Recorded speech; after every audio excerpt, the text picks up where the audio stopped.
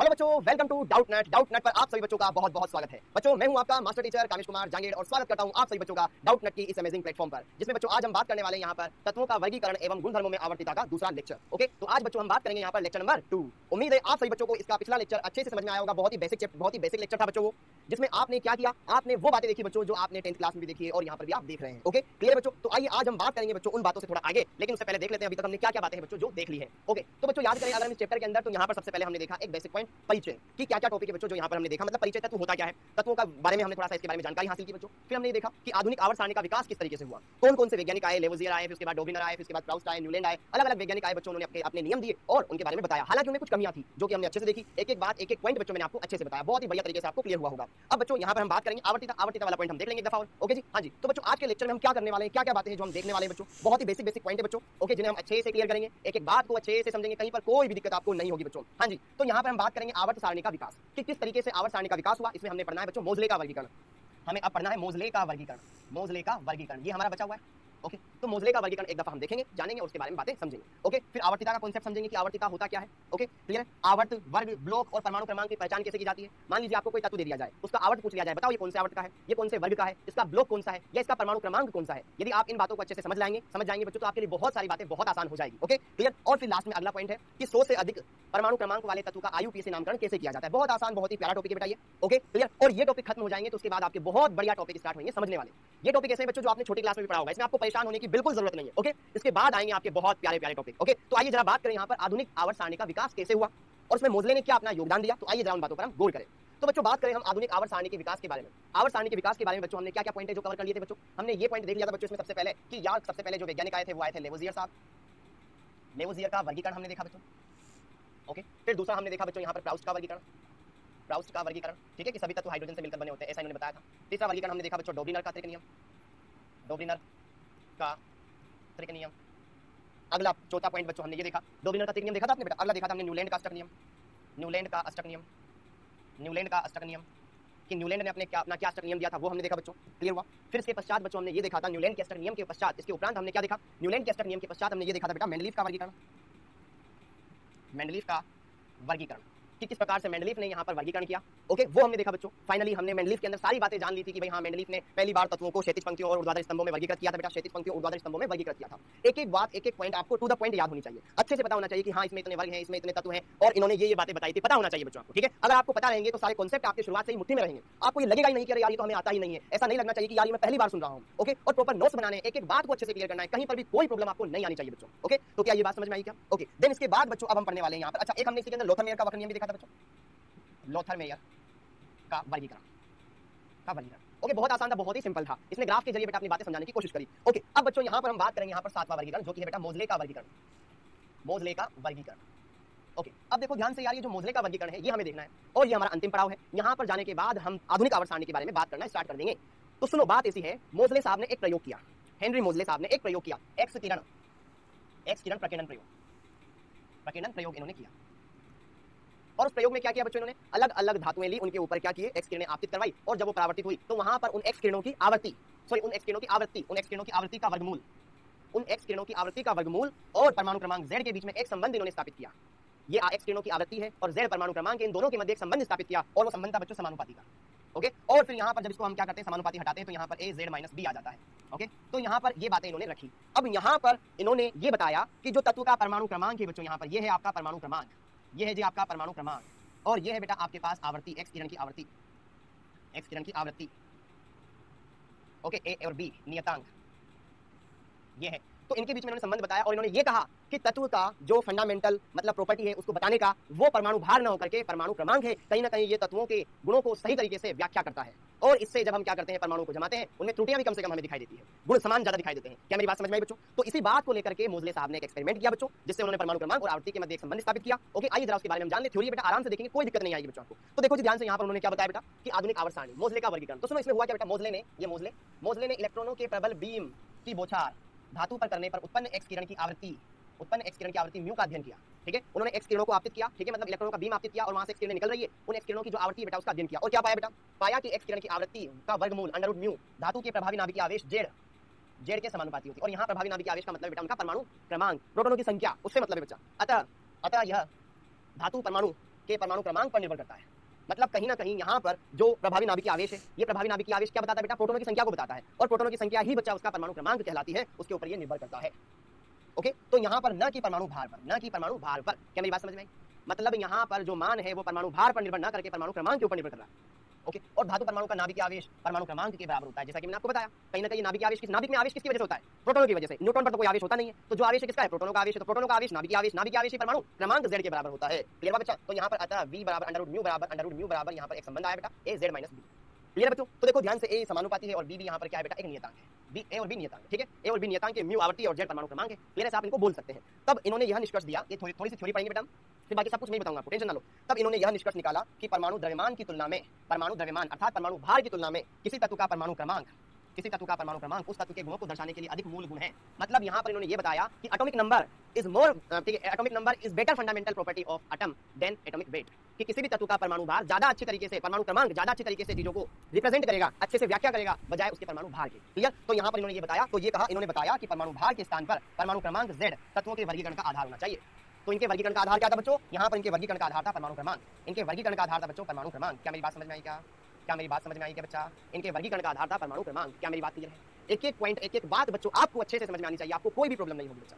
सारी बातों को ध्यान से समझना है, एक एक बात को ध्यान से क्लियर करना है। बहुत ही अच्छी, बहुत ही प्यारी प्यारी बातें होगी इसमें। Okay clear? अब बढ़ते हैं बच्चों आगे। अब यार मोजले साहब ने इतना बता दिया, लेकिन अब क्या मोजले साहब ने क्या खोजा? मुझे बताओ। मोजले साहब ने सिर्फ परमाणु क्रमांक खोजा, उन्होंने कुछ मेहनत नहीं करी, उन्होंने परमाणु क्रमांक खोजा। अब उसके बाद कुछ वैज्ञानिक आते हैं। देखो ध्यान से, यहाँ पर मैं बताना चाह रहा हूँ बच्चों आपको आधुनिक आवर्त सारणी या आवर्त सारणी का आधुनिक स्वरूप, इसे ऐसे ही बोल सकते हैं, ठीक है? आधुनिक आवर्त सारणी या आवर्त सारणी का आधुनिक स्वरूप।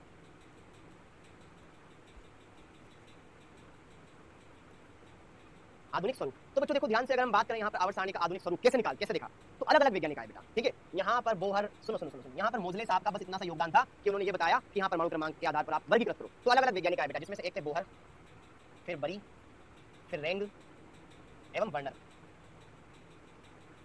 ठीक है? इन वैज्ञानिकों ने बोहर, बरी, रेंग, वर्नर, ओके? तो जो आधुनिक आवर्त सारणी होती है बच्चों, तो देखो ध्यान से, ओहो, आधुनिक आवर्त सारणी जो होती है इसे बोहर, बरी, रेंग एवं वर्नर की आवर्त सारणी भी कहा जाता है। ओहो, इन्हें बोहर, बरी, रेंग और वर्नर की आवर्त सारणी भी कहा जाता है। आवर्त सारणी भी कहा जाता है।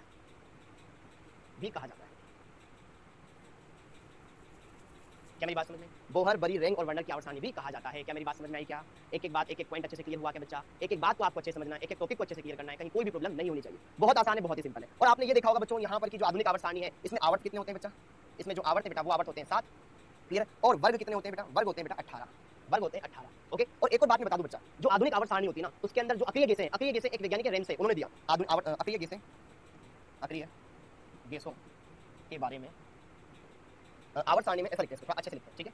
ओके? आवर्त सारणी में अक्रिय गैसें जो वर्ग 18 में आती है, अंतिम वर्ग में आती है बेटा, अक्रिय गैसें, या जिन्हें उत्कृष्ट गैसें कहा जाता है, उत्कृष्ट गैसें या नोबल गैसें जिन्हें कहा जाता है बेटा, नोबल गैसें रेंसे के द्वारा, रेंसे वैज्ञानिक बेटा, रेंसे के द्वारा प्रस्तुत की गई।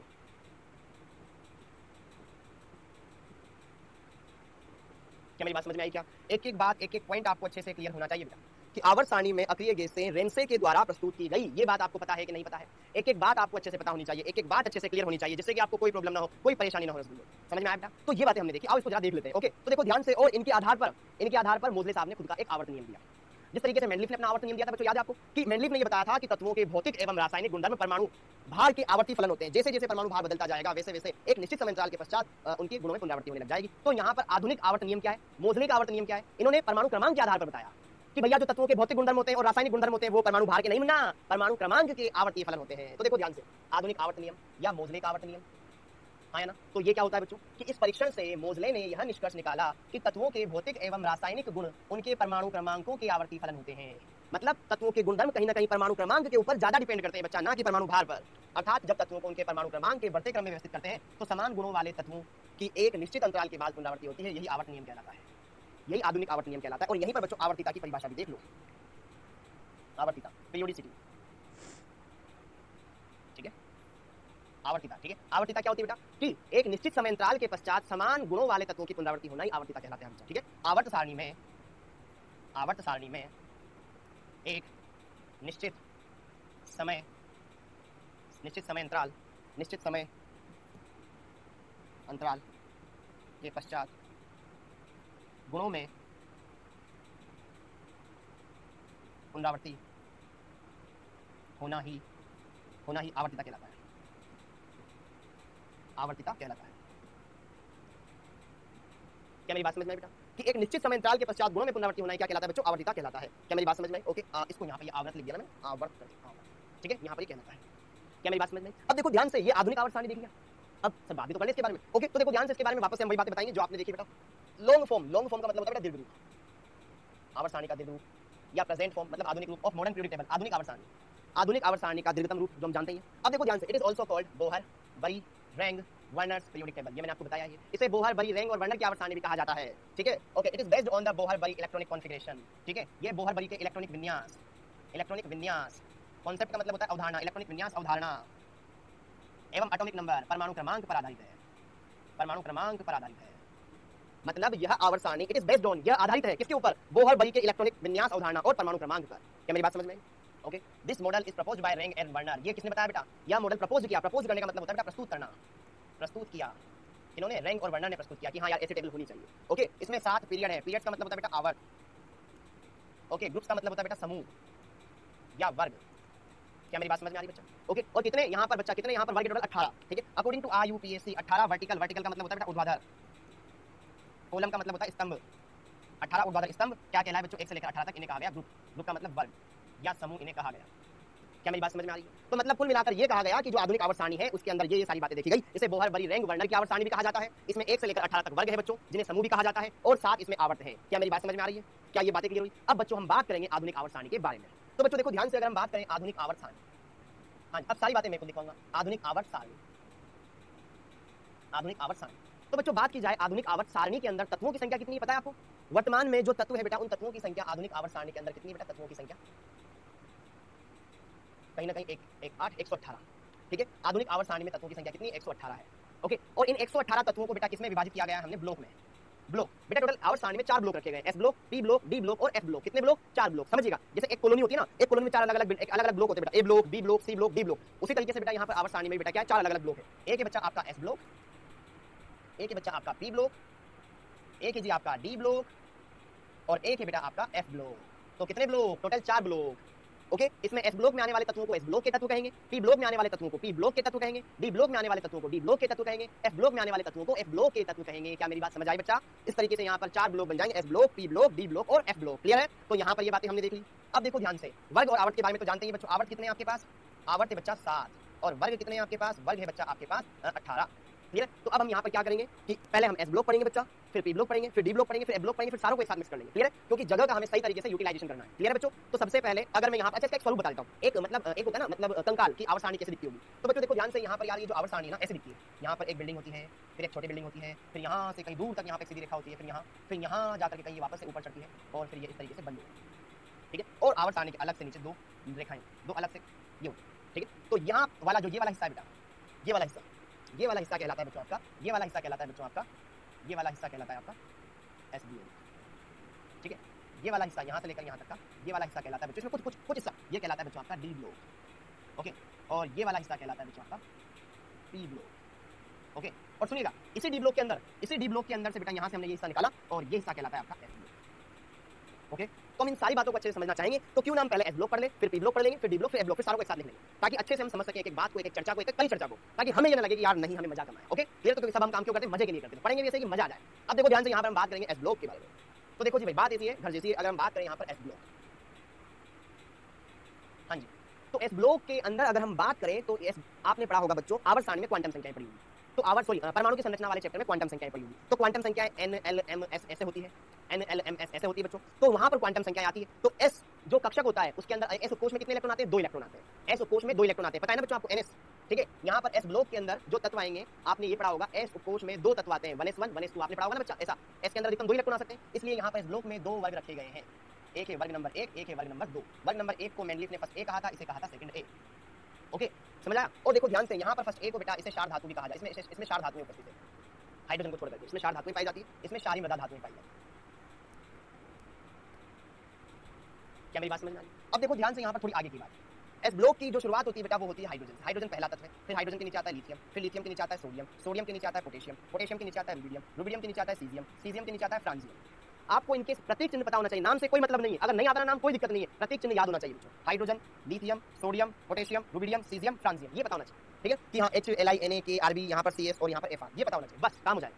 अब देखो ध्यान से यहाँ पर लिथियम के सामने में बनाता हूँ बेटा यहाँ पर बेरिलियम, फिर सोडियम के सामने आता है बेटा मैग्नीशियम, कैल्शियम के सामने मतलब पोटेशियम के सामने आता है बेटा कैल्शियम, रुबिडियम के सामने आता है बेटा स्ट्रोंशियम, सीजियम के सामने आता है बेटा बेरियम और फ्रांजियम के सामने आता है बेटा रेडियम Ra।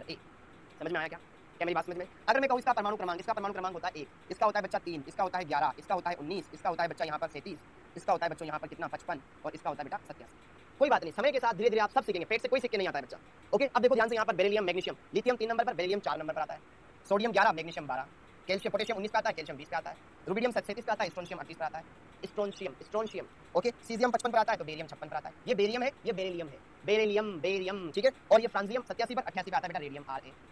क्या मेरी बात समझ में आई? ओके, यहाँ पर हाइड्रोजन बेटा एक अधातु है, बाकी के बारे में बताने की जरूरत नहीं है, सब धातुएं हैं, 4 धातुएं, 4 ही मृदा धातुएं। क्या मेरी बात समझ में आई? ओके, अब देखो सर इनको याद रखने की कोई ट्रिक वगैरह होती है क्या सर आपके पास? वो तो बता दो। तो बिल्कुल बच्चों, बिल्कुल इनको याद रखने की ट्रिक है मेरे पास। इसको अधातु को यहाँ से हटाते हैं, ठीक है, यहाँ पे इसकी ट्रिक लिख लेंगे और बाकी अलग तरह से बता दो, ठीक है। यहाँ पर इसकी ट्रिक है बेटा ह ली ना की रब, हलीना की रब से फरियाद, हलीना की रब से फरियाद, हलीना की रब से फरियाद। 5 बार पढ़ोगे ना याद हो जाएगा। इधर से देखो, बेटा क्या, बेटा मांगे कार स्कूटर, बेटा मांगे कार स्कूटर, बाप राजी या बाप रोए, जैसा आपको याद रखे वैसा आप याद रख सकते हैं। या आपको कोई और दूसरी ट्रिक पता हो बच्चों तो आप उससे याद रख सकते हैं। मकसद होना चाहिए हमारा इनको याद करना, कैसे भी याद हुए। ओके, हाँ जी बच्चों, तो मैंने ये बताया था हाइड्रोजन क्या है, एकमात्र अधातु है।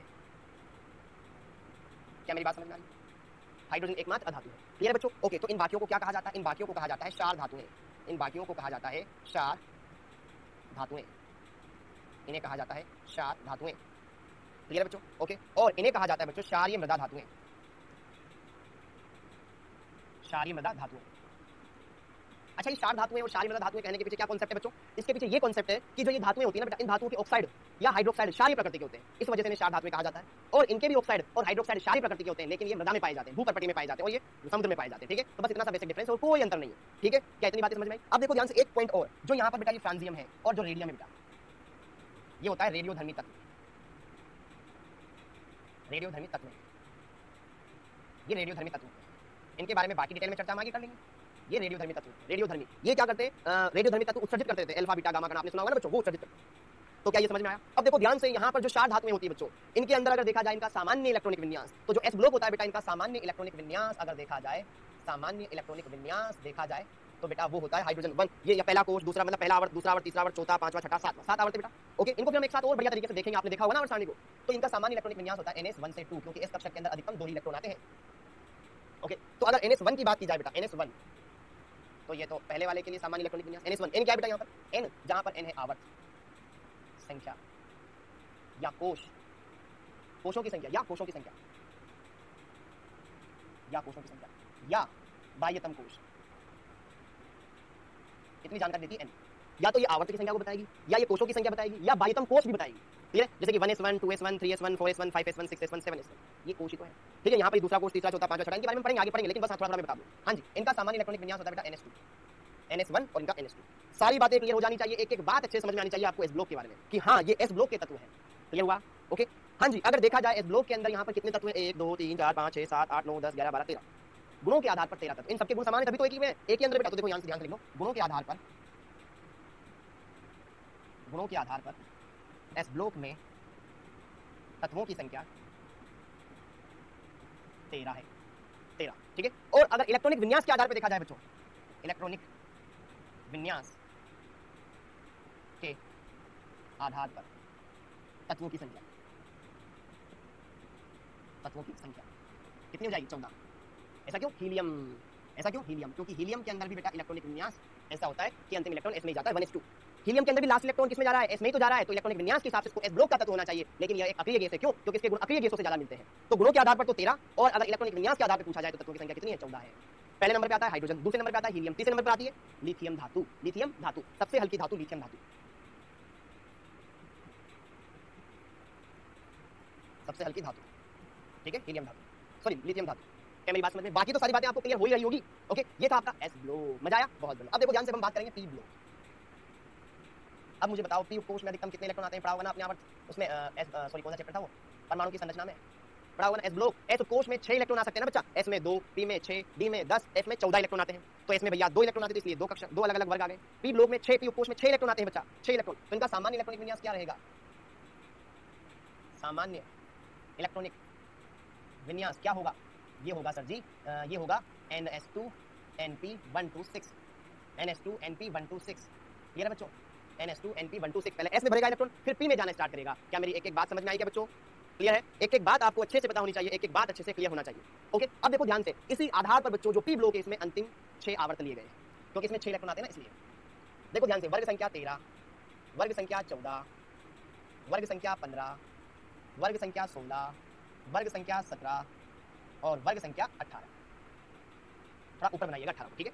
क्लियर, क्योंकि आपको पता होना चाहिए ऊपर क्यों मैं बना रहा हूँ, ठीक है? अगर आपने पढ़ा थोड़ा बहुत आवर्त सारणी को। ओके, तो ये तो आधुनिक आवर्त सारणी के हिसाब से। लेकिन बच्चों मेंडलीव साहब ने इसे कहा था कि नहीं हम इसे थर्ड ए कहेंगे, नहीं हम इसे फोर्थ ए कहेंगे, नहीं हम इसे फिफ्थ ए कहेंगे। ये हमारे लिए 16 बहुत दूर दूर लिखा हुआ है। हाँ जी, नहीं हम इसे 16 के बजाय क्या कहेंगे? हम इसे 16 के बजाय 6A कहेंगे। ये हमारे लिए 7th A का काम करेगी, और इसे हम कहेंगे शून्य समूह, शून्य समूह, शून्य वर्ग। क्या मेरी बात समझ में आई? अब देखो ध्यान से, इतनी बातें हो गई, तो बात कर लेते हैं यार इनके अंदर उपस्थित तत्वों के बारे में। तो देखो 13वें वर्ग का पहला सदस्य होता है बेटा बोरोन, फिर बोरोन क्या आ जाता है बेटा यहाँ पर कार्बन, कार्बन क्या आ जाता है बच्चा नाइट्रोजन, नाइट्रोजन क्या आ जाता है ऑक्सीजन, फिर फ्लोरीन, और फ्लोरीन के सामने आता है बच्चा नियोन। आता है कि नहीं आता? आता है ना, आता है ना, नियोन आता है, और नियोन के ऊपर आता है बच्चा यहाँ पर हीलियम, पहला पीरियड। क्या मेरी ये बातें समझ में आ रही? एक एक बात अच्छे से क्लियर होनी चाहिए। अब देखो ध्यान से, अब देखो ध्यान से, अब बाकी बातें नॉर्मल लिख लेंगे, ठीक है? पहला सदस्य कौन है इसका? बोरोन। पहला सदस्य कौन है बच्चों? बोरोन। तो इसी के साथ इसका नाम लिखा जाता है बोरोन परिवार। ये कार्बन परिवार, ठीक है? कार्बन का सी लिख दो बच्चों, समझाओगे इसी का मतलब कार्बन परिवार। इसे नाइट्रोजन परिवार कहा जाता है, एन फैमिली। क्लियर बेटा? इसे ऑक्सीजन परिवार कहा जाता है, इसे फ्लोरीन परिवार कहा जाता है, और ये तो अक्रिय गैसें है ही सही हमारी, अक्रिय गैसों वाला समूह। अब देखो ध्यान से, इतनी बातें आपको समझ में आ गई होगी। अब देखिए आगे, बोरोन के नीचे आएंगे तब तुमको कैसे याद रखेंगे? बैंगन, आलू, गाजर इन थैला, बैंगन, आलू, गाजर इन थैला। ओके, इनको देखो ध्यान से, कहे सीता जी सुनो प्रभु, सारी बातें अपन लिखेंगे। नाइट्रोजन के नीचे आता है फॉस्फोरस, फिर यहाँ पर आता है आर्सेनिक, फिर यहाँ पर आता है बच्चों यहाँ पर न्यूजीलैंड पाकिस्तान ऑस्ट्रेलिया सब एंटीमनी, देन आता है बेटा भिखारी भी आई, न्यूजीलैंड पाकिस्तान ऑस्ट्रेलिया सब भिखारी। एक एक बात ध्यान रखेंगे, ओम शांति से टी हो, फिर कल बाहर आई आंटी। ओके, हीरे नीलम और कोहिनूर जैसे रत्न। अब देखो ध्यान से इनको, ये देखिए हमने। अब देखिए ध्यान से, ये सारी बातें हमारी क्लियर हो चुकी है। तो देखो ध्यान से, इतनी बातें हम देख लिया, एक एक पॉइंट, एक एक बात हम अच्छे से समझ चुके हैं, एक चर्चा परिचर्चा को हम अच्छे से क्लियर कर चुके हैं, कहीं कोई दिक्कत नहीं होनी चाहिए। अब देखो ध्यान से बच्चों, इनके अलावा कुछ नए तत्व भी पूछे, जो इसके नीचे आता है बेटा NH, नियोनियम, फ्लेमोरियम। ओके, यहाँ पर आता है बेटा मोस्कोवियम, ठीक है? यहाँ पर आता है लिवरमोरियम, टेनेंसीन और ओग्नेसन, OG। ठीक है, ये नए तत्व, ये नए तत्व जो भी हाल ही में मार्केट में आए हैं, ठीक है जी? ओके, अब देखो ध्यान से बच्चों, आपको इन पहले वालों का परमाणु क्रमांक भी पता होना चाहिए, तो आसानी रहेगी आपको। इसका परमाणु क्रमांक बोरोन आता है 5 नंबर पर, ये आता है 6 नंबर पर, ये आता है 7 नंबर पर, ये आता है 8 नंबर पर, ये आता है 9 नंबर पर, 10 नंबर पर, 2 नंबर पर।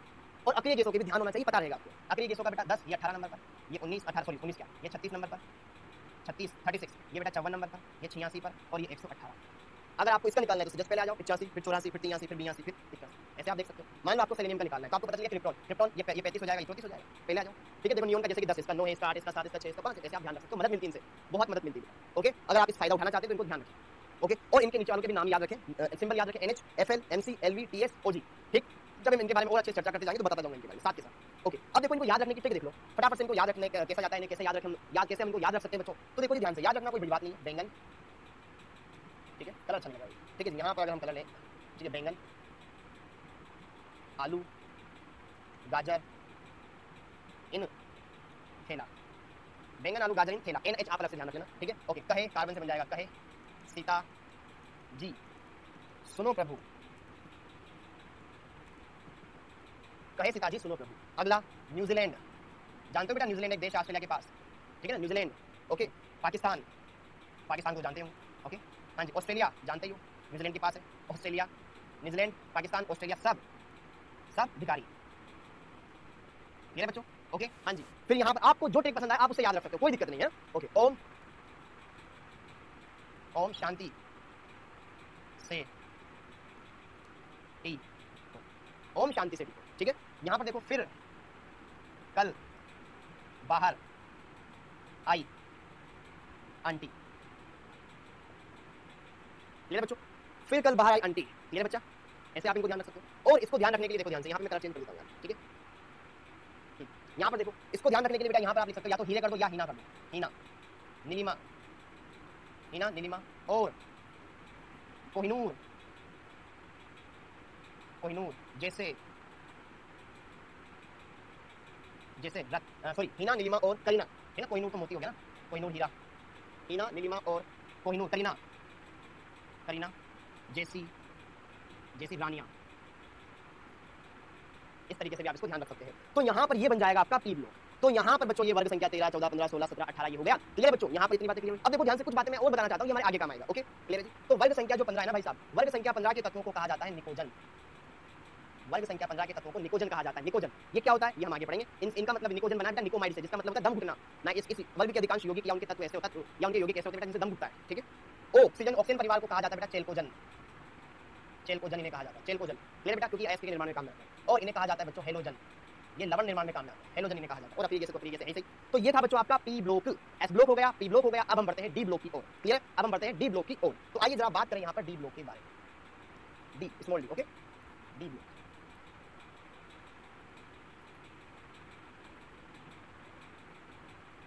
हाँ जी, डी ब्लॉक। तो यदि बच्चों अगर हम बात करें डी ब्लॉक के अंदर, डी कोश में कितने इलेक्ट्रॉन आते हैं? 10। तो डी ब्लॉक के अंदर वर्गों की संख्या कितनी रहेगी? 10 रहेगी। कहां से लेके कहां तक? वर्ग 3 से 12। वर्ग 3 से 12 इसमें वर्गों की संख्या। ओके, तो आओ जरा इनके बारे में बात कर लें। तो देखो ध्यान से, वर्ग संख्या 3, वर्ग संख्या 4, वर्ग संख्या 5, 6, 7, 8, 9, 10, 11 और 12। ठीक है, आगे साथ। ठीक, अब देखो ध्यान से, इतनी बात हो गई। ओके जी, हाँ जी। तो वर्ग संख्या 3 को और किस नाम से जाना जाता है पता है तुम्हें? इसे कहा जाता है बच्चों third B, Mendeleev. Fourth B, Mendeleev साहब ने कहा था ना फोर्थ बी। ओके, ये है बच्चों आपका फिफ्थ बी, ये है आपका सिक्स्थ बी, ये है आपका 7 बी। ओके, और फर्स्ट बी था बेटा आपका 11वां और सेकंड बी था आपका 12वां। ये और 8, 9, 10 ये कहलाते थे बच्चों आपके पास यहाँ पर 8वां अलग से एक पूरा ग्रुप। समझ आया? मेंडलीफ की आवर्त सारणी के अनुसार। अब देखो जी यार, इनके अंदर तत्वों की बात कर ली जाए तो तत्वों की बात कर ली जाए, कोई बड़ी बात नहीं तत्वों की बात करना, तो कर लो तत्वों की बात। तो देखो ध्यान से यहाँ पर तत्व, इसके अंदर पहला तत्व आता है बेटा साइंस, स्कैंडियम। स्कैंडियम, फिर आता है बच्चों टाइटेनियम, फिर आता है बेटा स्कैंडियम, टाइटेनियम, वेनेडियम, वेनेडियम, फिर आता है बच्चों क्रोमियम, फिर आता है जी बच्चों मैंगनीज, Mn, फिर आता है बच्चों यहाँ पर आयरन, फिर आता है कोबाल्ट, फिर आता है निकल, निकल ठीक है ना, निकल, कॉपर, फिर आता है जिंक, Zn। ओके, तो बच्चों ये तत्व आते हैं। उम्मीद है आपको सारे तत्व अच्छे से दिखाई दे रहे हैं, एक एक तत्व। क्लियर बच्चों? तो यहाँ पर इनको याद रखने की ट्रिक क्या होगी? तो बच्चों देखो ध्यान से, इनको याद रखने की ट्रिक है साइंस टीचर विनीता कुमारी। साइंस टीचर विनीता कुमारी पता होना चाहिए। साइंस टीचर विनीता कुमारी मन फेंको नी, क्यों जान जलाते हो? नहीं आने तुम्हारे हाथ में, ठीक है ना। साइंस टीचर विनीता कुमारी मन फेंको नी, क्यों जान जलाते हो? क्यों जान जलाते हो? ठीक है, क्लियर। कभी कभी क्या होता है बच्चों को मैडम को देखकर कष्ट आ जाता है कि यार मैडम ठीक है मेरे साथ ही रहे। क्लियर है कि हाँ मैं तो नहीं मैडम से पढ़ूंगा। बच्चा बोल रहा है क्यों जान जला रहा है मैडम के चक्कर में, पढ़ ले बेटा। साइंस टीचर विनीता कुमारी मन फेंको नी, क्यों जान जलाते हो? आपको तो सही पढ़ाएंगे, ठीक है, क्या मेरी बात समझ में आए बच्चा? ओके, तो ये वाली बात होगी। अब देखो ध्यान से बच्चों, यहाँ पर क्लियर है, जो स्कैंडियम होता है बेटा, ये तो आपका एक यहाँ पर श्रेणी बन गई डी ब्लॉक की, लेकिन एक ही थोड़ी होती, और भी तो होती है। इसके नीचे आता है बेटा यट्रियम, वाई। ठीक है, आपको इनके प्रतीक चिन्ह पता होने से नाम से कोई मतलब नहीं है, ठीक है, धीरे धीरे सीख जाओगे तो। ओके, तो यहाँ पे देखो यारी, जरा, निभा, मौत तक, रुकावट, राह में, राह RH में, पड़े, आग में कूद। क्या मेरी बात समझ में? ओके, तो यहाँ पर देखो इन्हें याद कैसे किया जाए बच्चों? यारी, जरा, निभा, यारी, जरा, निभा, मौत तक, निभा, मौत तक, रुकावट, राह में, पड़े, आग में कूद, आग में कूद जा। यारी ऐसे निभाओ कि अगर दोस्त के लिए जान भी देनी पड़े ना आग में कूद कर, तो जान दे दो। ऐसा यारी निभाना चाहोगे आप? पिताजी से पूछ लेना एक बार, वो निकाल देंगे सारी यारी। क्लियर बेटा? क्या मेरी बात समझ में आई? क्या क्लियर है? बहुत बढ़िया। अब देखो ध्यान से, यहाँ पर अंतिम ला, LA, ला हफ, ला हफ्ता, ला हफ्ता, हफ्ता वसूली, ला हफ्ता, वरना, रे, ओसामा, इधर, पिटाई और होगी। देखो ध्यान से, इनको याद कैसे रखना बेटा? ला हफ्ता, ला हफ्ता, वरना, रे, ओसामा, इधर, पिटाई और होगी, और होगी। तो देखो ध्यान से कितनी अच्छी तरीके से हम यहाँ पर पूरा ब्लॉक डी ब्लॉक पढ़ ली। लेकिन साइंस टीचर विनीता कुमारी मन फेंको क्यों जान जलाते हो, यारी जरा निभा मौत तक, रुकावट राह में पड़े आग में कूद, ला हफ्ता वरना रे ओसामा इधर पिटाई और होगी। कितना आसान है बच्चों, होगी ना। तो देखो ध्यान से इसका परमाणु क्रमांक है बच्चा 21, इसका 22, इसका 23, इसका 24, 25, 26, 27, 28, 29, 30। ओके क्लियर है। अब देखो ध्यान से इसका होता है बच्चों यहाँ पर, क्लियर है, यहाँ पर होता है बेटा इसका 39, इसका होता है 40, 41, 42, 43, 44, 45, 46, 47 और इसका 48। लास्ट वाले का तो ध्यान रखना, 40 और 30 और 38, 48 ध्यान रखना, काम है। ओके और इसका होता है बेटा 57, लेंथ है 57, ठीक है। और सीधा का सीधा इसका आता है बीच में 72, 57 के बाद सीधा 72, बीच में खाइए बहुत देर, ठीक है। 72 फिर इसका आता है 73, फिर 74, फिर 75, फिर 76, फिर 77, फिर 78, फिर 89, फिर मतलब 69 और फिर मतलब 79 80। ओके 79 80 में फर्क पड़ जाता है कभी-कभी। ओके मतलब कंफ्यूजन हो जाता है। क्या मेरी बात समझ में आ रही बच्चा?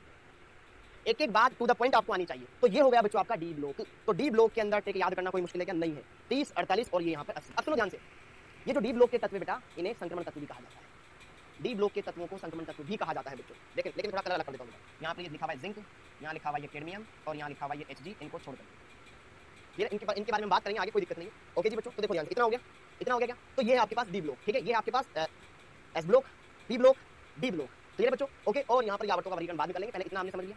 एसपीडी समझ लिया बच्चों, कोई दिक्कत है नहीं होनी चाहिए। अच्छा देखो ध्यान से, यहाँ पर डी ब्लॉक के बारे में एक और ट्रिक बताता हूँ मैं। डी ब्लॉक के लिए एक और ट्रिक काम आएगी बच्चों। ये तो क्षैतिज रेखा में ऊर्ध्वाधर याद करने हो तो कैसे याद करेंगे, वो भी तो ट्रिक है ना। इसके नीचे एक और ब्लॉक आता है, एक और आवर्त आता है बेटा, लेकिन उससे कोई लेना देना नहीं है। बस आप ये ध्यान रख लो कि स्कैंडियम, यट्रियम, लेंथेनम, इसके नीचे एक और आता है एक्टिनियम, एसी। इसका परमाणु क्रमांक होता है 89, ये ध्यान रखो, बाकी खाली छोड़ दो, कोई मतलब नहीं इसका, ठीक है जी। ओके 89 फिर आगे खाली 89 से बेटा यहाँ पर 90 से लेकर 103 तक ये अलग जाते हैं, फिर यहाँ पर अलग अलग तत्व आते हैं, उनसे में कोई मतलब नहीं है, हमें बस इतना सा देखना है। ये हो गया बेटा। अब देखो एक और ट्रिक डी ब्लॉक के लिए काम आएगा। डी ब्लॉक के लिए एक और ट्रिक समझ में जरा।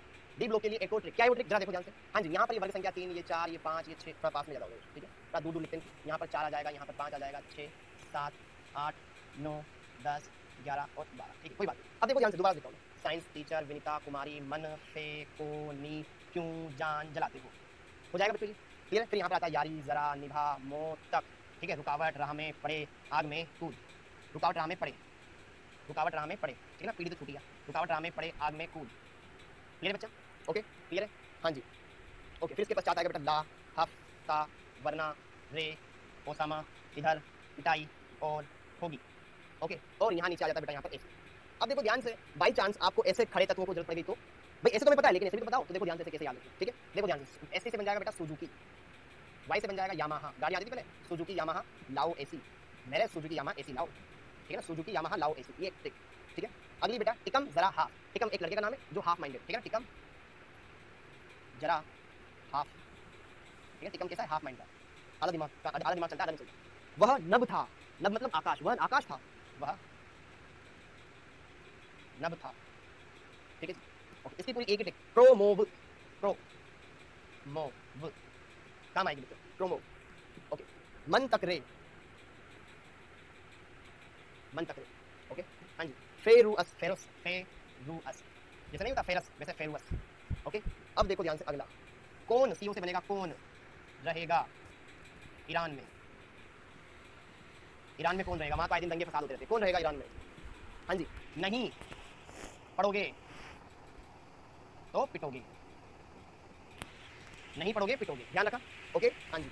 अब देखो ध्यान से, क्यों आगे आऊं, मैं क्यों आगे आऊं भैया, ठीक है, मुझे लठन नहीं खाने, क्यों आगे आऊं, ओके हाँ जी। और लास्ट में जिंदगी कैडबरी होगी, जिंदगी कैडबरी, कैडबरी वो आती है ना डेयरी मिल्क, जिंदगी कैडबरी होगी, जिंदगी कैडबरी होगी। तो बेटा आपको ये वाली ट्रिक भी आनी चाहिए, इससे परमाणु क्रमांक निकालने में आसानी होगी, ठीक है। तो सुजुकी यामाहा लाओ एसी, टिकम जरा हाफ, वन नफ्ता क्रोमोव मन तक रे फेरुअस, ठीक है ना, कौन रहेगा ईरान में, नहीं पढ़ोगे पिटोगे, क्लियर क्यों आ गया हूं, और जंग संडे होगी या जिंदगी कैडबरी होगी। इन ट्रिक्स की मदद से बच्चों आप आसानी से बहुत ही अच्छी तरीके से सारी बातें ध्यान से क्लियर कर सकते हो। क्या मेरी बात समझ में आएगी सब बच्चों को? एक एक बात, एक एक पॉइंट अच्छे से क्लियर होना चाहिए, कहीं पर आपको ऐसा नहीं लगना चाहिए कि यार ये तो हमसे नहीं हो पाएगा, या ये हम कैसे याद रखेंगे, कैसे हम इसको करेंगे, क्लियर है। अगर आप इन चीजों को अच्छे से देखेंगे, समझेंगे, परखेंगे तो 101% आप बहुत बढ़िया निकाल सकते हैं। क्या मेरी बात क्लियर है? क्या मेरे द्वारा बताए गए सारे पॉइंट आपको अच्छे समझ में आ रहे हैं? तो ये एस ब्लॉक हुआ, पी ब्लॉक हुआ, डी ब्लॉक हुआ बच्चों, ये हमने देखा। एफ ब्लॉक जब हम डी और एफ ब्लॉक पढ़ेंगे ना बच्चों, तो वहां पे इसको देख लेंगे, अभी हमारे कहीं काम नहीं आने वाला हो, ओके। अभी हमारे कहीं काम में नहीं आने वाला एफ ब्लॉक, तो उसके बारे में कोई चर्चा नहीं करेंगे, कोई परिचर्चा नहीं करेंगे, ठीक है। जब जैसे जैसे उसकी जरूरत पड़ेगी ना, मैं तुम्हें बता दूंगा, टेंशन ना लो, ओके क्लियर। उसकी भी ट्रिक है, लेकिन आप पहले इनको याद करना सीख जाओ, क्योंकि एक बार आप इनको याद करना सीख गए ना, तो आपको वो याद करना इतना मुश्किल नहीं पड़ेगा, ओके। तो आप देखो ध्यान से यहाँ पर आवर्त, ओके एक बार फटाफट इनको बना लेते हैं, ठीक है जी। तो देखो ध्यान से यहाँ पर सबसे पहले वर्ग संख्या 1, वर्ग संख्या 2, ठीक है, तो देखो ध्यान से, वर्ग संख्या 1 के अंदर क्या आता है बेटा, हाइड्रोजन, ह ली ना की रब से फरियाद। ओके, फिर यहाँ पर 2 में आता है बेटा बेटा, मांगे, कार, स्कूटर, बाप, राजी, यही आता है। फिर यहाँ पर बेटा ये वर्ग संख्या 3, 4, 5, 6, 7, 8, 9, 10, 11 और 12, ठीक है, थोड़ी गुंजाइश रखेंगे तो लिखने की। ओके, तो बेटा यहाँ पर आ जाता है फिर आपके पास साइंस, टीचर, विनीता, कुमारी, मन, फे, को, नी, क्यों, जान, जलाते। ओके, फिर यहाँ जाएगा यारी, जरा, निभा, मोर, तक, रुकावट, राह में, पड़े, आग में, कूद, क्लियर है। फिर यहाँ पर आ जाएगा बेटा ला, हफ, ता, वरना, रे, ओसामा, इधर, पिटाई और होगी, हो जाएगा। फिर यहाँ पे आ जाता है एसी, फिर बाकी खाली छोड़ दो। अब इसके बाद वर्ग संख्या 13, यहाँ पर बच्चों, यहाँ पर मैं लिख रहा हूँ वर्ग संख्या 13, ठीक है ना, यहाँ पे थोड़ा मैं याद देता हूँ, 13, 14, 15, 16, 17 और 1 के सामने यहाँ 18, ठीक है जी, बस केवल समझने के लिए। तो देखो ध्यान से बच्चों, ये जो बेरिलियम है ना, बेरिलियम के सामने यहाँ आ जाएगा बोरोन, फिर यहाँ आ जाएगा एल्यूमिनियम, बैंगन, गाजर, बैंगन, क्लियर बच्चों। ओके, हाँ जी, देखो ध्यान से, यहाँ पर हमने इनकी ट्रिक लिखी ना, ये देखो बैंगन, आलू, गाजर, इन थैला। तो देखो ध्यान से, यहाँ पर वही ट्रिक हम यूज करेंगे, बैंगन, आलू, गाजर, अच्छा कलर चेंज कर देते हैं, ठीक है, ताकि आपको पोच ना लगे देखने में, हाँ कि भैया हाँ ये किसके तत्व है, पी ब्लॉक के तत्व, बैंगन, आलू, गाजर, इन थैला, ठीक है। मेन तो यही, carbon, silicon, germanium, SN, plumbum, कई सिताजी सुनने प्रभु, nitrogen, phosphorus, arsenic, antimony, bismuth, New Zealand, Pakistan, Australia सब भिखारी, ठीक है ना। ओम, oxygen, sulphur, selenium, tellurium, polonium, ओम शांति से टिको, fluorine, chlorine, bromine, iodine, astatine, फिर कल 12 एंटी, helium, neon, argon, krypton, xenon, radon. तो ये है आपके मेन तत्व। हालांकि आखिरी में कुछ नए तत्व भी जुड़े हैं, अब हमने ऑलरेडी देख लिया, ठीक है, तो यहाँ पर देखने की कोई जरूरत नहीं है। ओके, तो यहाँ पर ये है बच्चों आपके पास एस ब्लॉक, ये है बच्चों आपके पास बी ब्लॉक और ये है बच्चों आपके पास टी ब्लॉक। उम्मीद है आपको यहाँ पर ये आवर्त सारणी का ये संबंधित ज्ञान अच्छे से क्लियर हुआ होगा। ओके, अब ये यहाँ पर आवर्तों का वर्गीकरण हम बाद में कर लेंगे, बाद की क्लासेस में हम इनको अच्छे से देख लेंगे। क्लियर है बच्चों, तो क्या ये सारी बातें आपको समझ में आई? ओके, तो उम्मीद है बच्चों आज की क्लास में जो हमने देखा बेटा वो सारी बातें आपको समझ में आई होगी कि जैसे कि मोजले का वर्गीकरण क्या था, मोजले ने किस प्रकार से तत्वों को वर्गीकृत किया, वो सारी बातें आपको क्लियर हुई। ओके, मोजले का वर्गीकरण आपने समझा एक एक बात को क्लियर। उसके बाद फिर हमने आवर्त सारणी के बारे में अच्छे से ज्ञान हासिल किया, S block, P block, D block कैसे याद रख सकते हैं, और डी ब्लॉक के अंदर दोनों ट्रिक मैंने आपको बताई। आपको कम से कम 5 बार बनानी है बच्चों आवर्त सारणी, एक बार देखकर बनाओ, 2 बार देखकर बनाओ, 3 बार देखकर बनाओ, चौथी और 5वीं बार आप ऑटोमेटिक बिना देखे बनाकर बनाना सीख जाओगे। क्लियर है? ओके, तो चलिए अब बढ़ते हैं बच्चों यहाँ पर क्विज की ओर। तो क्विज लगाते हैं, जिसका पहला प्रश्न आपकी स्क्रीन पर ये रहा, ट्राई कीजिए बच्चों। हाँ जी बच्चों, क्वेश्चन नंबर 1, क्वेश्चन नंबर 1 है यहाँ पर आवर्त सारणी का दीर्घ स्वरूप किसने विकसित किया? आवर्त सारणी का दीर्घ स्वरूप किसने विकसित किया? लोथर मेयर ने, नील्स बोहर ने, मेंडलीफ ने या मोजले ने? ओके, यहाँ लिखा हुआ है क्वेश्चन नंबर 1, क्वेश्चन 1। ओके, बताओ बच्चों किसने विकसित किया? Lothar Meyer, Niels Bohr, Mendeleev या मोजले? सोच के जवाब देना बच्चा। क्लियर? ओके, नेक्स्ट क्वेश्चन, किस समूह में केवल धातु तत्व नहीं होते? किस समूह में केवल धातु तत्व नहीं होते? केवल धातु तत्व नहीं होते, उनके अलावा और भी होते हैं। सोचो बच्चों, केवल धातु तत्व नहीं होते, बताओ, बोलो, केवल धातु तत्व नहीं होते, किसमें नहीं होते? ओके, तो आइए बात करें दोनों क्वेश्चन के आंसर के बारे में। तो आवर्त सारणी का दीर्घ स्वरूप बेटा क्या मोजले ने विकसित किया था? नहीं, मोजले ने केवल आवर्त नियम दिया था, विकसित किया था बेटा नील्स बोहर। बोहर बरी रेंग वर्णन बताया था मैंने आपको, तो ये हो जाएगा। अब किसमें केवल धातु तत्व नहीं है? याद देखो, फर्स्ट बी बोले तो 11वां वर्ग, फर्स्ट बी बोले तो बेटा 11वां में कौन कौन से तत्व आते हैं बेटा? क्यों, आगे आओ, तो इसमें सारी धातुएं हैं। फर्स्ट ए बेटा हलीना की रब से फरियाद, हलीना की रब से फरियाद। ओके, इसमें तो यार ये हाइड्रोजन अधातु भी है, तो हाँ ये भी इसका आंसर है। केवल धातु नहीं होते, धातु के अलावा दूसरा भी होता है, तो ये इसका आंसर है। सेकंड ए बोले तो आपका क्षारीय मृदा धातु, लिथियम के नीचे आता है बेरिलियम, मैग्नीशियम, बेटा मांगे, कार, स्कूटर, बाप राजी, इसमें सारी धातुएं हैं, तो हम ये आंसर नहीं ले सकते। थर्ड ए होता है बेटा वर्ग संख्या 13 के अंदर आता है बैंगन, आलू, गाजर, इन थैला। तो जो बोरोन है बेटा एक अधातु, मतलब अधातु बोलो, हाँ बोरोन को अधातु कहा जाता है, ठीक है, और बाकी तो धातुएं हैं, तो यहाँ पर ये भी इसका आंसर है। तो जिसने बेटा एक किया है उसका भी सही, जिसने 4 किया है उसका भी सही, कोई दिक्कत वाली बात नहीं है। ओके, तो बच्चों आज के लेक्चर में हमने क्या देखा? आज के लेक्चर में हमने देखा आवर्त सारणी का विकास, आवर्तिता और आवर्त सारणी। ओके, बाकी बातें अगली क्लास में कर लेंगे। तो बाकी बातों में क्या करनी है बच्चों? बाकी बातों में हमें पढ़ना है कि आवर्तों का वर्गीकरण कैसे किया जाता है, आवर्त वर्गीकरण, आवर्तों का वर्गीकरण, ठीक है जी। ओके, आवर्त, ब्लॉक, वर्ग एवं परमाणु क्रमांक की पहचान कैसे की जाती है बच्चा, ये हम इसमें देखने वाले हैं। उम्मीद है ये सारे पॉइंट बच्चों आपको अच्छे समझ में आएंगे, एक एक बात अच्छे से क्लियर हुई होगी बच्चों। और अगर आपका फिर भी कोई डाउट रह गया है बच्चों, तो आप बेझिझक कमेंट बॉक्स खुला हुआ है, उसमें अपना डाउट पूछ सकते हैं बच्चों, जो इस लेक्चर से रिलेटेड है। आपको लगता है कि इस टॉपिक में कोई बात ऐसी थी जो मुझे समझ में नहीं आई, तो आप पूछ सकते हैं बच्चों बेझिझक। ओके, तो इसी के साथ बच्चों इस लेक्चर को यहीं पर एंड करते हैं। आप सभी बच्चों का बहुत बहुत धन्यवाद। जय हिंद।